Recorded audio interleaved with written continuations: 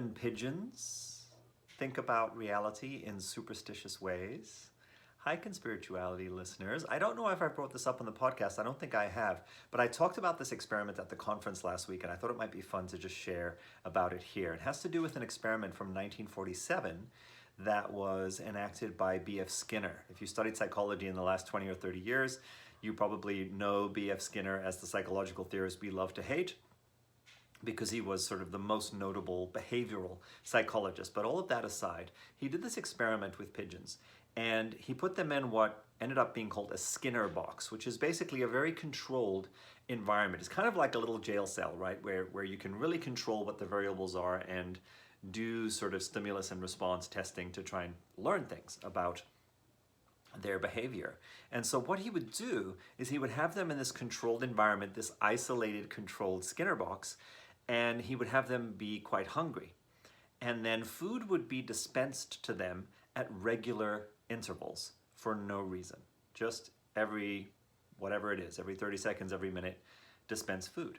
And what he found is that 2/3 or 3/4 of the pigeons would start to develop ritualized behaviors. They would associate whatever they were doing right before the food was delivered with having caused the food to be delivered.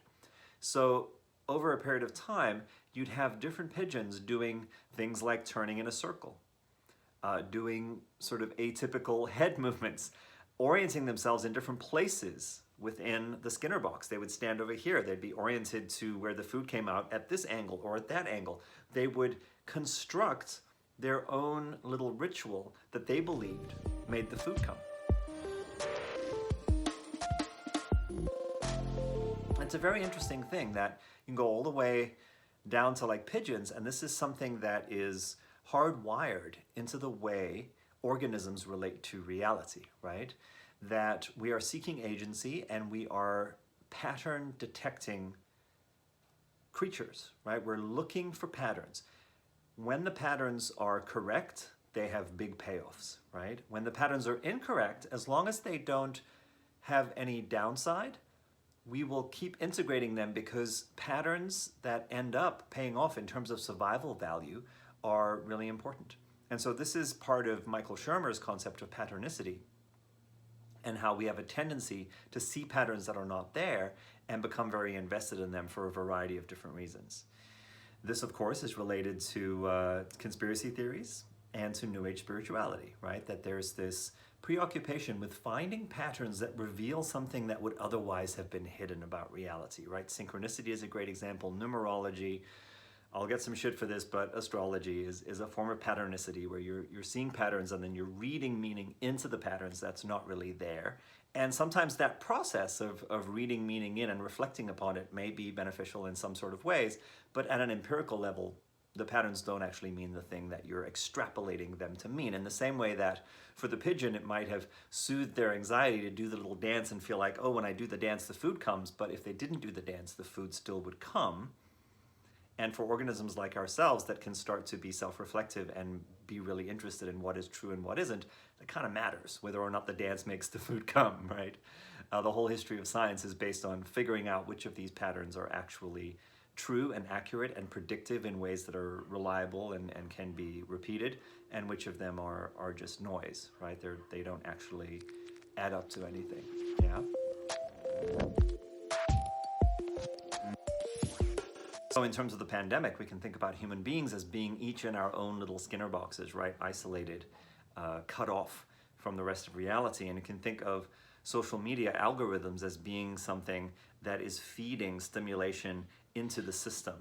And we are then reacting to that stimulation in ways that starts to condition us the same way that these pigeons were conditioned to form false beliefs about causality, to get into magical thinking. Now, there's another study that was done in 2011 by West and Wilner, and this study analyzed how increased anxiety contributes towards magical thinking type beliefs. Now, patternicity, thinking that a ritualized behavior creates an outcome, is a form of magical thinking, right? So that's the relationship here. And the interesting thing is that heightened anxiety people who are more prone to anxiety or people who are under the impact of something that is making them more anxious are more likely to buy into magical thinking about the nature of reality, because it's a kind of self-soothing thing, or it's a way of trying to gain agency, right? And not feel so helpless and powerless. And in some ways you could argue, well, maybe that's not a bad thing.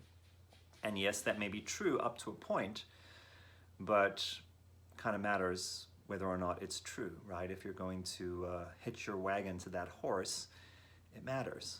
So there are some ideas about Skinner and behaviorism and anxiety, and some research that sort of backs up some hypothesis that I think we've had on the podcast, or certainly that I've had on the podcast, that the perfect storm of the conditions of the pandemic, the isolation that people felt, the heightened anxiety, perhaps an already pre-wired tendency towards magical thinking or patternicity, perceiving patterns whether they're really there or not, and giving them a lot of importance or emotional or survival value, all sort of added up to the conditions under which conspirituality could emerge.